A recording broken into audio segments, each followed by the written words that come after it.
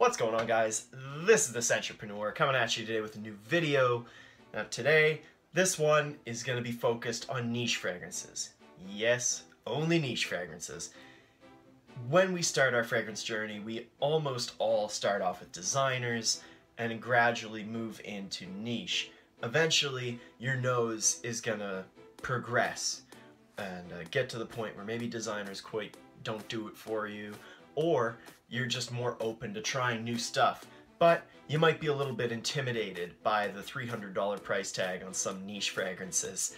Well, this video is for you if that's the case, because this is 10 fragrances, really there's 12, but I'll get into that in a minute, from 10 amazing houses, all niche, that you need to check out if you are just starting to get into niche fragrances.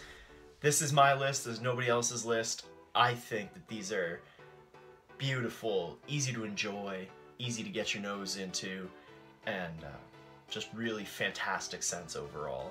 So like I said, 10 fragrance houses. I think 2 of the houses do have 2 fragrances for this list, but I just couldn't pick. So much good stuff. And another thing I did want to note, that I kind of organized these based on price.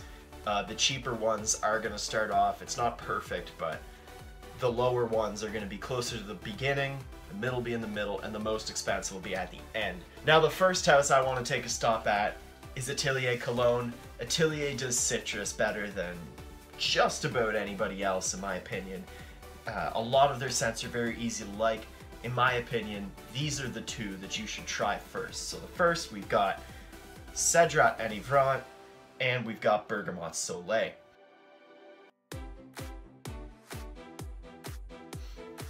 Cedrat Enivrant is it's very zesty lemon. I find it very masculine. It lasts a long time, and I actually get the best longevity out of any Atelier, out of Cedrat Enivrant. It's very easy to like, very masculine, like I said, and I think you need to check it out. Bergamote Soleil, this is a very cheery, uplifting bergamot. Like when you smell it, or at least for me, I do think of a bergamot sun. It's fantastic. Yeah, it's one of the best bergamots I've ever smelled, and so pleasing. I don't get the greatest performance, but the scent itself is so fantastic and pleasing. You need to check it out. It's probably tied for my favorite pure, just scent alone, Atelier. So guys, that was Atelier to start off here. Next, we're gonna jump into another one that I didn't know about this until like half a year ago, but it's a fantastic fragrance, guys, and it's from Shea and Blue, and it's Salt Caramel.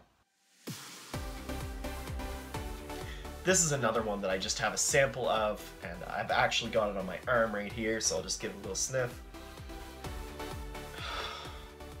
It's mouth-wateringly delicious, melted, salty caramel with a little bit of tonka bean, a little bit of vanilla. Fantastic.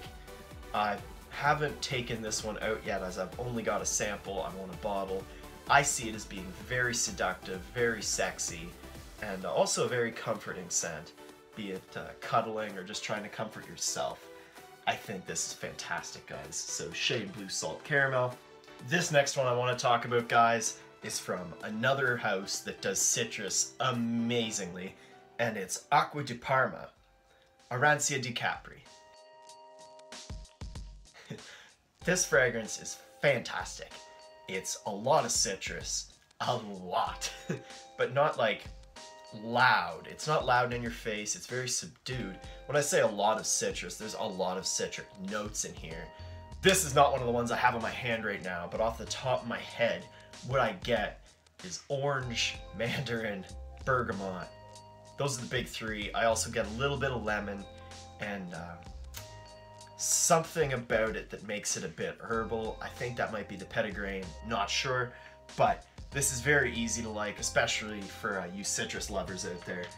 And that was Arancia di Capri from Acqua di Parma. Next up, this one is in every one of these easiest niche to like lists. It's from Serge Lutens, and it's Chergui. Now, this has been featured on one of my lists of fragrances that I used to hate. I never understood why this was recommended to new guys getting into niche. It just wasn't for me. What it is, it's like a beeswax and honey and tobacco and hay sort of fragrance. And that really didn't appeal to me when I started. But it's grown on me so much that I feel like every new niche head or whatever needs to get their nose on Chergui. I think it's a fantastic fragrance. I don't know if it's bottle worthy for me, but it is something that you need to smell when you're just getting into your niche. So that was Chergui, guys. Now, for the fifth one, we are jumping into a little bit more pricey here. This is one that I don't even like that much. Like, I used to own a bottle. I've done a review of that. It's from Amouage. It's Reflection Man. This is a spicy white floral with a bit of a dryer sheet feel to it. It's quite sexy. I got a lot of compliments when I had my bottle, but it doesn't do it for me, but it does it for a lot of people. And I think if you're getting into niche, you really do need to check out not just Reflection Man. Amouage has lots of great offerings. Jubilation 25 is another one that you really should check out.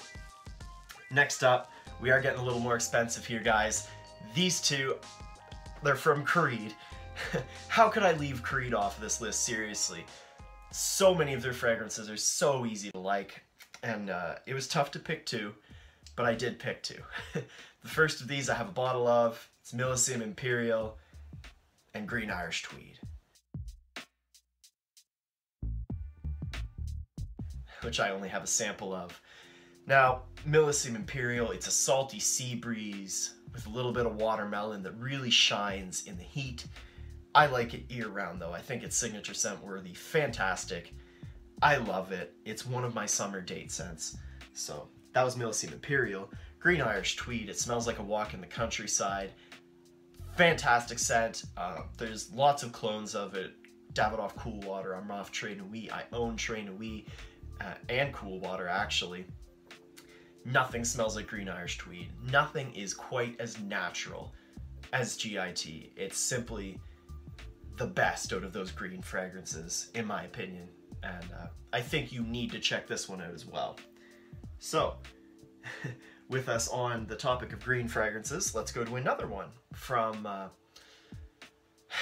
house that's hit or miss with me, but it's from Bond Number 9, and it's Bleecker Street. Bleecker Street, I kind of get a similar vibe, a similar green vibe anyway, to Green Irish Tweed. Except this one, it's a little more earthy, and it's a little sweeter. There's blueberries in here. There's another fruit, if I'm not mistaken, but it smells very, very good. It's very pleasing. Unfortunately, right now, it's exceedingly hard to get, but if you can get your nose on this stuff, I highly recommend it. It's a great fragrance, guys. Now, down to the bottom two here, guys, or should I say the top two. You can see me cradling a bottle here.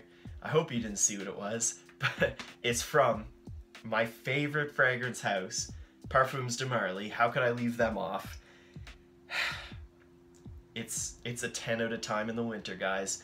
Another one I've done a review on, Parfums de Marly Herod. That you need to get your nose on this, guys. It's tobacco, vanilla, I get a cherry vibe, cinnamon, and sort of like a gingerbread cookie, kind of.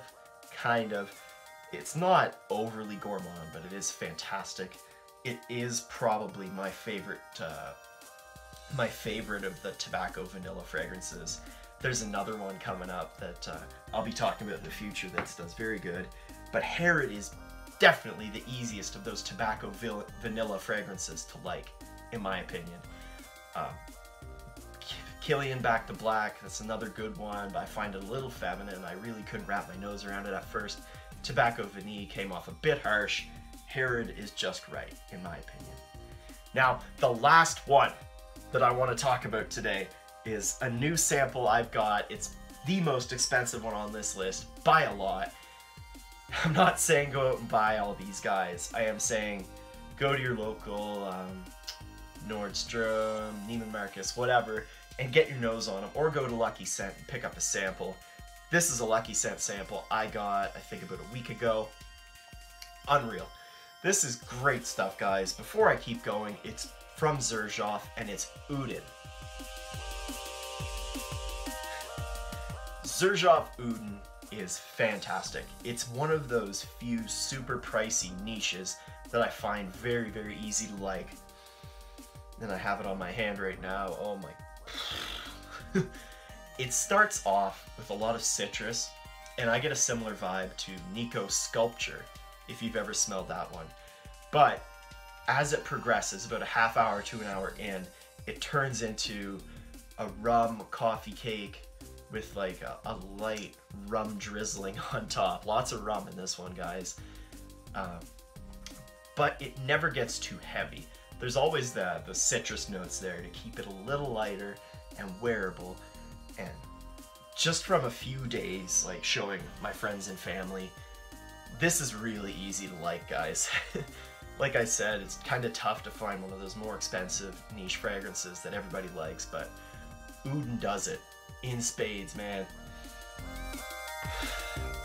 Oh man, it's magical stuff. You might say it smells a bit generic or designer. Check it out.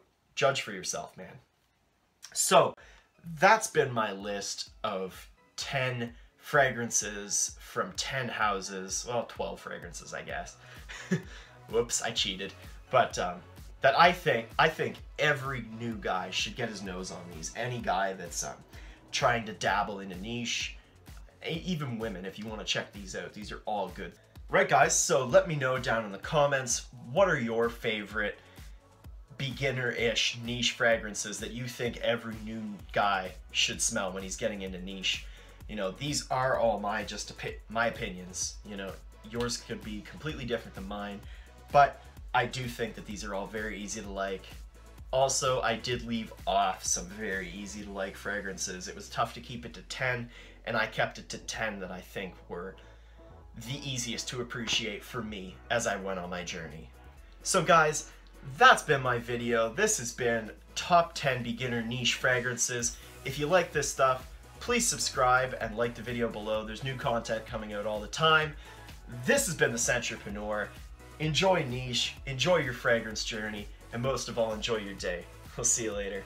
So I realized I forgot to record the last niche house fragrance that I think you should check out. My bad. The last one that I wanted to mention was Tom Ford's Oud Wood from the Private Blend collection. Oud Wood is not my favorite fragrance. That's probably why I forgot it. It's not something I enjoy that much, but I do think it is a good introduction to niche oud and is definitely worthy of some attention. So yeah, guys, that would be house number 10 and fragrance number 12. See you later.